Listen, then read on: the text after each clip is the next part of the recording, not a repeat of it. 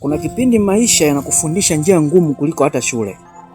Watu uliowaamini wanakugeuka, na watu uliowasaidia wanakusahau, na uliowategemea wanakutelekeza. Hapo ndipo utapogundua kuwa nguvu ya kweli haipo kwenye maneno ya watu, ipo ndani yako mwenyewe. Mtaani tumeona wengi wakianzia juu na kuishia chini, na wengine wakianzia chini kabisa na leo wanaheshimika. Tofauti yao haikuwa bahati, bali uvumilivu, nidhamu na kutokata tamaa. Siku zote maisha hayampimi mtu alipo leo, bali yanampima kwa uwezo wake wa kusimama pale anapoanguka tena. Usiogope kuchekwa pale unapopambana kutafuta maisha. Na wanaokucheka leo wanaweza kuwa wa kwanza kukupongeza kesho.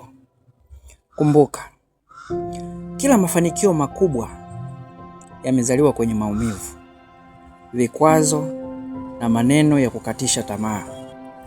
Siku zote jifunze kutembea na watu wanaokujenga na sio wanaokusifia tu. Wakati mwingine adui wa maendeleo yako sio umaskini, bali marafiki wanaokufanya kuwa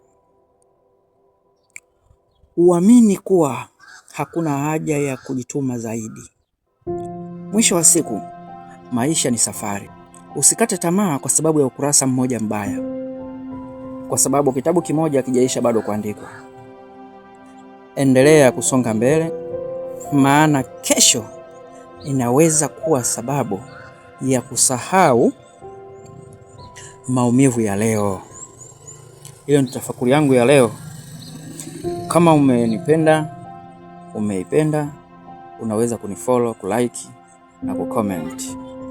Nawapenda, wa love.